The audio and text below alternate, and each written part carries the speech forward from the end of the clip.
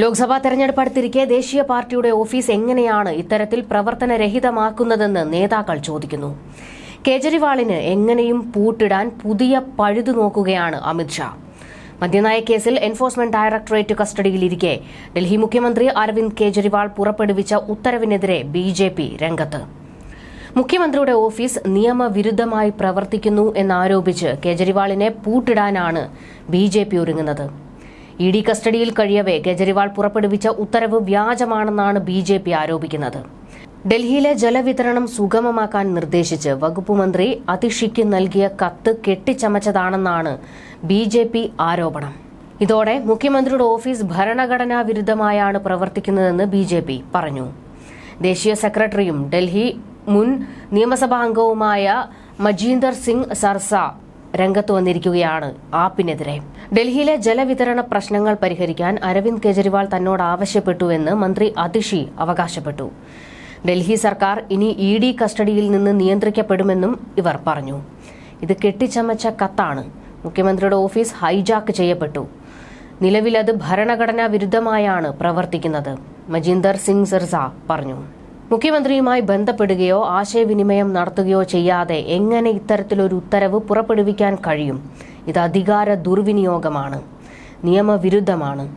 സംഭവത്തിൽ അന്വേഷണം നടത്താൻ ഉത്തരവിടണമെന്ന് ഡൽഹി ലഫ്റ്റനന്റ് ഗവർണറോട് ആവശ്യപ്പെടുകയാണെന്നും സിർസ കൂട്ടിച്ചേർത്തു. ഞായറാഴ്ച നടത്തിയ പത്രസമ്മേളനത്തിലായിരുന്നു മന്ത്രി അതിഷി കത്ത് പുറത്തുവിട്ടത്. വേനൽ കടുക്കുന്ന സാഹചര്യത്തിൽ ജലക്ഷാമം നേരിടുന്ന പ്രദേശങ്ങളിൽ അധിക ജല ടാങ്കറുകൾ വിന്യസിക്കാൻ കത്തിൽ കേജ്രിവാൾ നിർദ്ദേശിച്ചുവെന്നും കേജ്രിവാൾ നൽകിയ നിർദ്ദേശങ്ങൾ വായിച്ചപ്പോൾ തന്റെ കണ്ണുകൾ നിറഞ്ഞുവെന്നും അതിഷി പറഞ്ഞു. ഇത്രയും പ്രതികൂലമായ സാഹചര്യത്തിൽ തന്നെക്കുറിച്ച് ചിന്തിക്കാതെ ഡൽഹിയിലെ ജനങ്ങളെക്കുറിച്ചാണ് കേജ്രിവാൾ ചിന്തിക്കുന്നത്. ഓരോ ഡൽഹിക്കാരനെയും തന്റെ കുടുംബത്തിലെ അംഗമായാണ് അദ്ദേഹം കണക്കാക്കുന്നത്.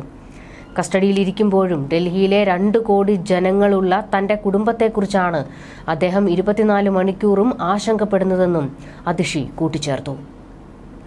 വ്യാഴാഴ്ച രാത്രി അറസ്റ്റിലായ കേജ്രിവാളിനെ കോടതി മാർച്ച് 28 വരെ ഇഡി കസ്റ്റഡിയിൽ വിട്ടിരുന്നു.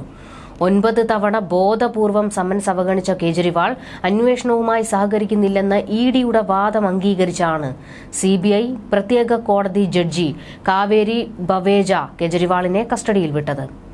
അറസ്റ്റിൽ നിന്ന് സംരക്ഷണം തേടിയുള്ള കേജ്രിവാളിന്റെ അപേക്ഷ ഡൽഹി ഹൈക്കോടതി തള്ളി മണിക്കൂറുകൾക്കകമായിരുന്നു വ്യാഴാഴ്ച രാത്രി അദ്ദേഹത്തെ അറസ്റ്റ് ചെയ്തത്. അതേസമയം അറസ്റ്റ് ചോദ്യം ചെയ്ത് മുഖ്യമന്ത്രി അരവിന്ദ് കെജ്രിവാൾ ഡൽഹി ഹൈക്കോടതിയെ സമീപിച്ചിരുന്നു. അടിയന്തര സിറ്റിംഗ് നടത്തി തന്നെ ജയിൽ മോചിതനാക്കണമെന്നാവശ്യപ്പെട്ടാണ് കെജ്രിവാൾ ഹൈക്കോടതിയെ സമീപിച്ചത്. എന്നാൽ ഹർജി അടിയന്തരമായി കേൾക്കണമെന്ന ആവശ്യം ഹൈക്കോടതി തള്ളി.